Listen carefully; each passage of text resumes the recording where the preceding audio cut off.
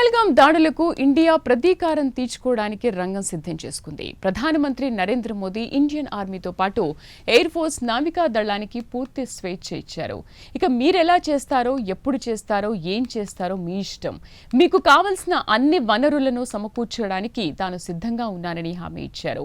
మొత్తానికి మన త్రివిధ దళాలు మాత్రం చాప కింద నీరులా వ్యూహాలు రచిస్తున్నాయి. ప్రత్యేక కథనంలో దాడులకు సంబంధించి మరింత సమాచారం తెలుసుకుందాం.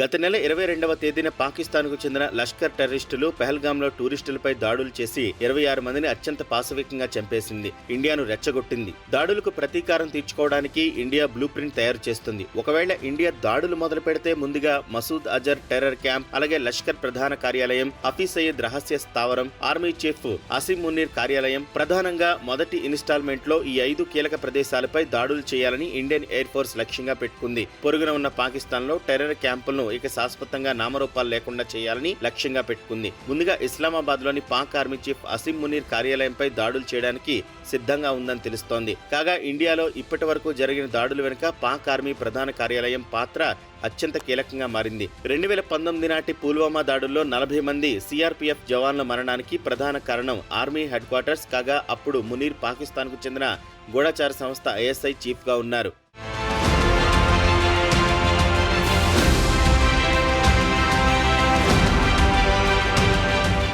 ఇక పాకిస్తాన్ ఆర్మీ చీఫ్ గా మునీర్ 2022 నుంచి కొనసాగుతున్నారు. ఇండియాలో జరిగే టెర్రర్ దాడుల సూత్రధారుడు మునీరే. కాగా ఆయన లష్కరే తోయిబాతో పాటు జైషే మహమ్మద్ లాంటి నిషేధించిన టెర్రర్ సంస్థలతో అత్యంత సన్నిహిత సంబంధాలు కొనసాగిస్తున్నాడు. గత నెల 16న ఇస్లామాబాద్ లో ఓవర్సీస్ పాకిస్తానీ సదస్సులో మాట్లాడుతూ ఇండియా పట్ల, హిందువుల పట్ల ఆయన విషయం కక్కుతూ ప్రసంగించిన విషయం తెలిసిందే. కాశ్మీర్ పాకిస్తాన్ కు గొంతు సిర లాంటిదని వ్యాఖ్యానించాడు. ఇండియాపై విషయం కక్కాడు. మునీర్ ఈ వ్యాఖ్యలు చేసిన వెంటనే పహల్గాంలో టెర్రర్ దాడులు చోటు చేసుకున్నాయి. వచ్చిన టెర్రరిస్టులు మత ప్రాతిపదికన పర్యాటకులను విడదీసి అతి సమీప నుంచి కాల్చి చంపారు. ఇక Pakistan army head quarters Pak military operation కు కీలక స్థావరంగా ఉంటుంది. పాకిస్తాన్ లోని రావల్పిండిలో ఉంది పాక్ ఆర్మీ కార్యాలయం. కాగా ఇండియన్ ఎయిర్ ఫోర్స్ అత్యధిక ప్రాధాన్యం ఇచ్చేది మునీర్ ప్రధాన కార్యాలయంపైనే అని చెప్పొచ్చు.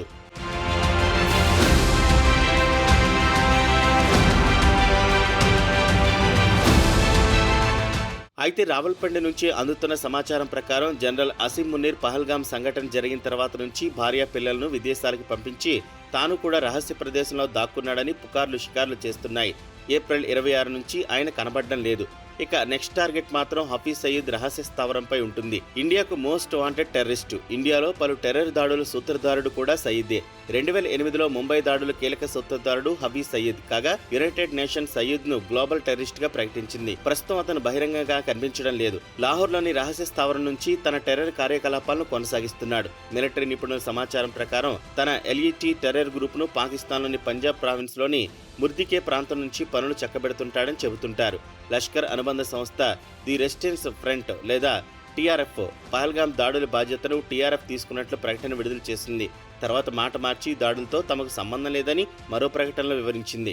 ఇక పాక్ ఆక్రమిత కాశ్మీర్ లేదా పీఓకేను తీసుకుంటే ఇక్కడ మొత్తం 17 ట్రైనింగ్ క్యాంపులు ఉన్నాయి. అలాగే ఇక్కడే 37 లాంచింగ్ ప్యాడ్లు చురుగ్గా పనిచేస్తున్నాయి. ఈ లాంచింగ్ ప్యాడ్లలో ట్రైనింగ్ క్యాంపులు నిర్వహిస్తుంటాయి.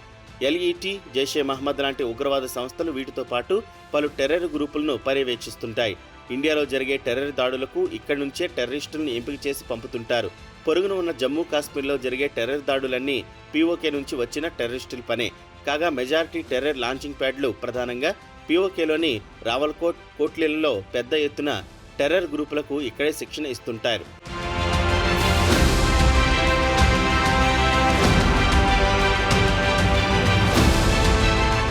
అటు తర్వాత వారికి టార్గెట్లు ఇచ్చి ఇండియాకు పంపిస్తుంటారు. ఇక వీరికి మద్దతు ఇచ్చేది మాత్రం ఇంటర్ సర్వీసెస్ ఇంటెలిజెన్స్ లేదా ఐఎస్ఐ, పాకిస్తాన్కు చెందిన కరడుగట్టిన గూఢచార సంస్థ.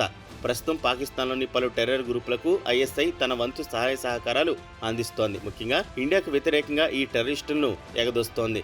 లష్కర్, జైషే లాంటి టెర్రర్ గ్రూపులకు శిక్షణతో పాటు ఆర్థిక సాయం అందిస్తోందని ఇండియా తరచూ ఆరోపిస్తోంది.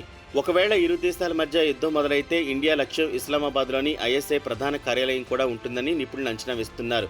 ఇక జైషే మహమ్మద్ టెర్రర్ క్యాంపును మసూద్ అజార్ నిర్వహిస్తున్నాడు. యుఎన్ గ్లోబల్ టెర్రరిస్ట్ గా అజార్ను ప్రకటించింది. 2019 పుల్వామా టెర్రర్ దాడుల వెనుక, ఇండియాలో జరిగిన పలు టెర్రర్ దాడుల వెనుక జైషే టెర్రర్ గ్రూప్ హస్తం ఉంది. అజార్కు చెందిన జైషే గ్రూపు పిఓకేతో పాటు పంజాబ్ ప్రావిన్స్ లోని బావల్పూర్లో టెర్రర్ శిక్షణా క్యాంపులను నిర్వహిస్తున్నాడు. కాగా ఇండియన్ ఆర్మీ జైషే టెర్రర్ క్యాంపులను లక్ష్యంగా చేసుకుని దాడులు చేస్తుందన్న టాక్ మాత్రం బలంగా వినిపిస్తోంది.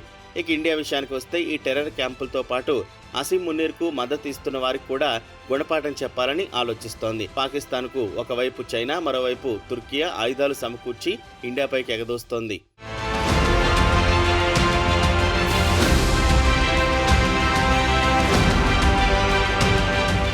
ఇక పాకిస్తాన్ విషయానికి వస్తే అన్ని రంగాల్లో విఫలమైంది. దేశంలో స్థిరమైన పౌర ప్రభుత్వం లేదు. పేరుకే ముస్లిం దేశం, కానీ ఇక్కడ కూడా పలు తెగలు ఒకరినొకరు చంపుకుంటున్నాయి.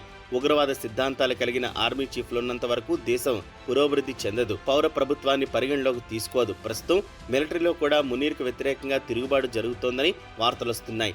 ఒకవైపు ఆర్థిక సంక్షోభం, మరోవైపు రాజకీయ అస్థిరత, ఇవన్నీ కలిసి పాక్ పూర్తిగా కొప్పుకోలే పరిస్థితికి చేరుకుంది. అయినా కొన్ని దేశాలు తమ సామర్థ్య ప్రయోజనాలకు పాకిస్తాన్కు అండగా ఉంటున్నాయి. ఇతర దేశాల నుంచి మద్దతు లభించకపోతే పాకిస్తాన్ ఎప్పుడో దివాలా తీసేది. ఇక చైనా ప్రెసిడెంట్ షీ జిన్పింగ్ పాకిస్తాన్కు ఆయుధాలు సమకూర్చుతున్నాడు.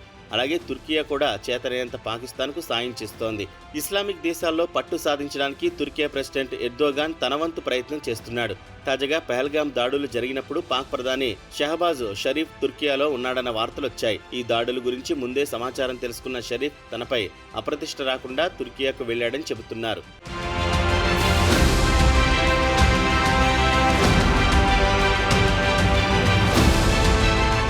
ఇక పాక్లో పరిస్థితి మాత్రం తీవ్ర ఉద్రిక్తతగా మారిపోయింది. ప్రజల్లో ఒక రకమైన భయం అలముకుంది. దాడులు చేయడానికి ముందే పాక్ నిలువునా వణికిపోతోంది. ఇప్పటి వరకు పెద్ద పెద్ద ప్రగల్భాలు పలికిన పాక్ ఆర్మీ చీఫ్ అడ్రస్ లేకుండా పోయాడు. ప్రధాని షహబాజ్ షరీఫ్ బహిరంగంగా ఒక్క మాట మాట్లాడు. ఇక దేశంలోని సంపన్నులు, జడ్జిలు, టాప్ బ్యూరోక్రాట్లు దుబాయ్ నుంచి ప్రత్యేక విమానాలు తెప్పించుకుని మిలియన్ల కొద్దీ డాలర్లు, బంగారం, నగలను పెద్ద ఎత్తున సూట్ కేసుల్లో పెట్టుకుని కుటుంబాలను విదేశాలకు పంపిస్తున్నారు. పరిస్థితులు చేయిదాటిపోతున్నాయనుకుంటే పాకిస్తాన్లో కీలకమైన నాయకులు కానీ, మిలిటరీ ఉన్నతాధికారులు కూడా ఒక్కరు మిగలరు. దేశం నుంచి విదేశాలకు పారిపోతారు. దశాబ్దాల పాటు కొల్లగొట్టిన దేశ సంపదను వీరు డాలర్లో, బంగారంలో మార్చుకుని కుటుంబాలతో సహా విదేశాలకు చెక్కేస్తున్నారు. ఇక అసలైన బకరాలుగా మిగిలేది మాత్రం పాకిస్తాన్కు చెందిన పేదలని ప్రత్యేకంగా చెప్పాల్సిన అవసరం లేదు. ఇక పాక్ను కాపాడాల్సింది ఆ అల్లానే.